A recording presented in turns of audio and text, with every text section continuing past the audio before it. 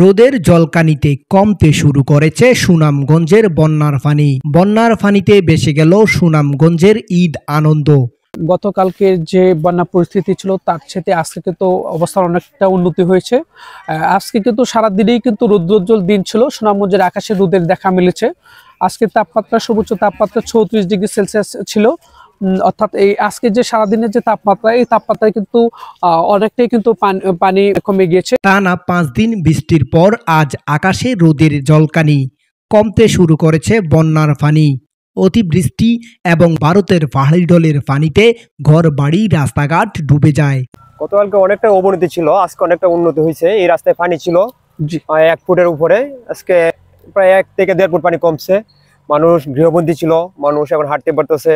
গেল বৃহস্পতিবার বিকেলে উঁকি মেরেছিল সূর্য, মানুষের মনে আশার সঞ্চার হয়েছিল।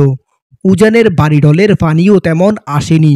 শুক্রবার সকালে সুনামগঞ্জের আকাশে জকজক রোদের খেলা, জনমনে ফিরে এসেছে স্বস্তি। টানা ৫ দিন বৃষ্টির পর রোদের দেখা। সুনামগঞ্জের ১২ উপজেলায় প্রায় ১,০০০ গ্রাম প্লাবিত। ধর্মপাশা ও মধ্যনগরের প্রায় ২০০ গ্রামের মানুষ পানিবন্দী।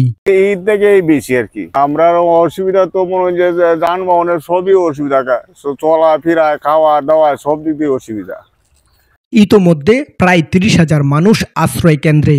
পবিত্র ঈদুল আজহার দিন থেকেই সুনামগঞ্জে এই বন্যার সৃষ্টি। গেল ১৭ জুন থেকে ২১শে জুন এই ৫ দিন মানুষের বেড়েছে চরম দুর্ভোগ। আবাল বৃদ্ধা বনিতা থেকে শুরু করে গবাদি পশু সকলেই এই দুর্ভোগের শিকার। তার সাথে নিরাপদ আশ্রয় ও খাবার সংকট রয়েছে। রাস্তাঘাট তলিয়ে যাওয়ায় যোগাযোগ ব্যবস্থা বিচ্ছিন্ন।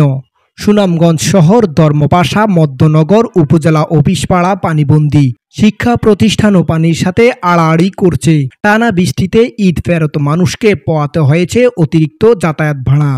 অনেকদিন পরে রৌদ্র উজ্জ্বল আবহাওয়া ছিল এবং কালকের থেকে আজকে অনুমান করতেছি আমরা ১ থেকে ১.৫ ফুট পানি কমেছে। গতকালকে ছিল বৃষ্টি ১৫ দিন, আর আজকে ছিল রৌদ্র ১৫ দিন।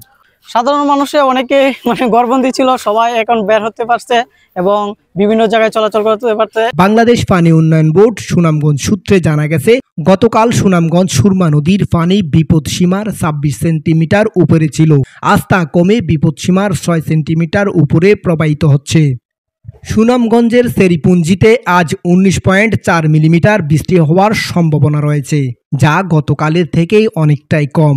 ধর্মপাশা উপজেলা নির্বাহী কর্মকর্তা মোহাম্মদ গিয়াসউদ্দিন জানান, ৬৭টি আশ্রয় কেন্দ্র রয়েছে। এর মধ্যে ২টি আশ্রয় কেন্দ্রে ৩টি পরিবার আশ্রয় নিয়েছে। পরিস্থিতি অনেকটা উন্নতির দিকে। সুনামগঞ্জ জেলা প্রশাসন পর্যাপ্ত ত্রাণ, শুকনো খাবার ও আশ্রয় কেন্দ্রের কথা নিশ্চিত করেছেন। সুনামগঞ্জ থেকে আরিফ খানের পাঠানো প্রতিবেদনে সাথে আছি আমি গাজী মহিনুদ্দিন, স্বদেশ বাংলা।